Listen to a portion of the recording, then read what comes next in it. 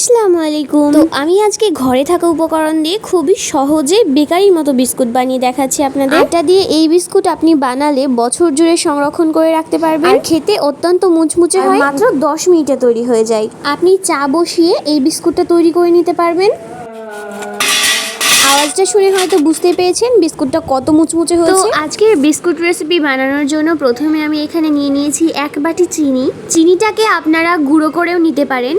এবার এর মধ্যে আমি দিয়ে দিচ্ছি একটা ডিম। আপনারা যদি বিস্কুটটা বেশি করতে চান তাহলে চিনি আর ডিমের পরিমাণটা বাড়িয়ে দেবেন। এবার দিয়ে দিচ্ছি 4 টেবিল চামচ সাদা তেল, দিয়ে দিচ্ছি গুঁড়ো করা এলাচ, আর এবার দিয়ে দিচ্ছি 1 চামচ ঘি।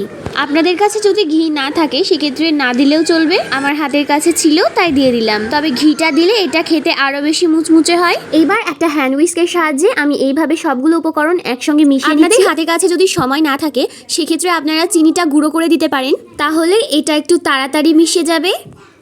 আপনারা যদি চান বিস্কুটটা একটু কম মিষ্টি হবে তাহলে আপনি এখানে চিনির পরিমাণটা একটু কম করে দিতে পারেন। এইভাবে মেশাতে মেশাতে একসময় দেখবেন চিনিটা গলে গিয়ে ব্যাটারটা একদম সাদা হয়ে গিয়েছে। তো এবার আমি এর মধ্যে দিয়ে দিচ্ছি 1 বাটি আটা। তো আমি আবারও আর 1 বাটি আটা দিয়ে দিয়েছি। তো আমি এখানে মোট 2 বাটি আটা নিয়েছি, আর যে বাটি মেপে চিনি নিয়েছিলাম সেই বাটি মেপে কিন্তু আমি 2 বাটি আটা নিয়েছি। তো তারপর দিয়ে দিচ্ছি 2 চামচ মতো সাদা তিল। তো এবার আমি এখানে নিয়েছি 10 টাকা দামের 1 প্যাকেট আমুল দুধ। এবার দিয়ে দিচ্ছি কিছু গুঁড়ো করা বাদাম।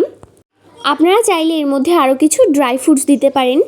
আর মিষ্টির ব্যালেন্সটা ঠিক রাখার জন্য আমি এখানে সামান্য পরিমাণে লবণ দিয়ে দিয়েছি। এবার খুব ভালোভাবে মিশিয়ে নেব। এবার হ্যান্ড হুইস্ক দিয়ে আর মেশাবো না, এবার একটু হাত দিয়ে খুব ভালোভাবে মেখে নেব। হাত দিয়ে মেখে নেওয়ার পর এর মধ্যে আমি তরল দুধ দিয়ে এটাকে একটু মিশিয়ে নিচ্ছি।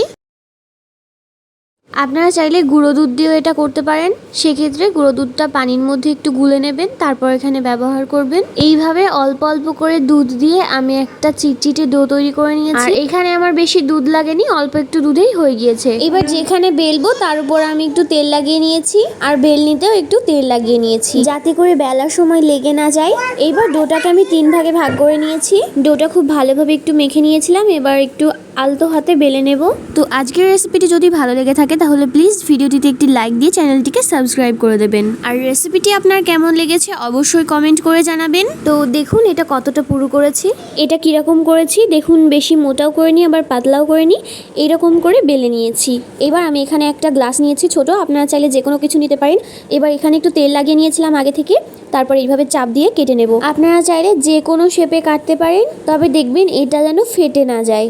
পাশে এক্সট্রা যে ডোগুলো আছে সেইগুলো আমি তুলে রেখে দিচ্ছি, ওইগুলো দিয়ে বেলে আবার সুন্দর করে বিস্কুটের শেপ দিয়ে নিতে হবে।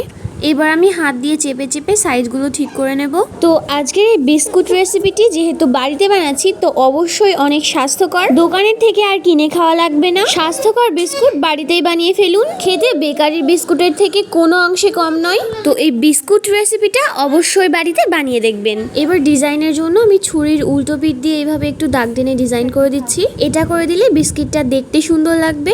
দেখুন সবগুলো আমার তৈরি করা হয়ে গিয়েছে। এবার উনুনে আমি একটা কড়াই বসিয়ে সাদা তেল গরম করতে দিয়ে দিয়েছি, আর তেলটা গরম হয়ে গেলে এর মধ্যে আমি একটা একটা করে দিয়ে দিচ্ছি। আর এই বিস্কুট আপনারা তৈরি করে বছর জুড়ে সংরক্ষণ করে রাখতে পারবেন, খেতে একই রকম মুচমুচে থাকবে। আর এটা তেলে দেওয়ার কিছুক্ষণ পরেই দেখবেন ফুলে উঠেছে, খুব সুন্দর মুচমুচে হবে। এটা অল্প আছে আমি নেড়ে চেড়ে ভেজে নেব। আর এটা কিন্তু একটু সময় নিয়ে ভাজতে হবে। এক পিঠ হালকা একটু ভাজা হয়ে গেলে আমি অন্য পিঠটা উল্টে দিচ্ছি। আর এই বিস্কিটটা একটু সময় নিয়ে ভাজতে হবে, তাড়াহুড়ো করবেন না, তাহলে কিন্তু ভিতরটা কাঁচা থেকে যাবে। আর এটা ভেজে তোলার পর একটু নরম থাকবে গরম অবস্থাতে, তবে ঠান্ডা হয়ে যাওয়ার পর অনেক মুচমুচে হবে। আর আশা করছি আওয়াজটা শুনেই বুঝতে পেরেছেন কতটা ক্রিস্পি হয়েছে, খেতেও অনেক মজাদার হয়, বেকারি বিস্কুটের থেকে কোনো অংশে কম নয়। আর আটা দিয়েও যে এত সুন্দর মজাদার বিস্কুট তৈরি হয়ে যায়। আজকের এই বিস্কুট রেসিপি আপনাদের কেমন লাগলো? যদি ভালো লেগে থাকে অবশ্যই ভিডিওটিতে একটি লাইক দিয়ে চ্যানেলটিকে সাবস্ক্রাইব করে দেবেন।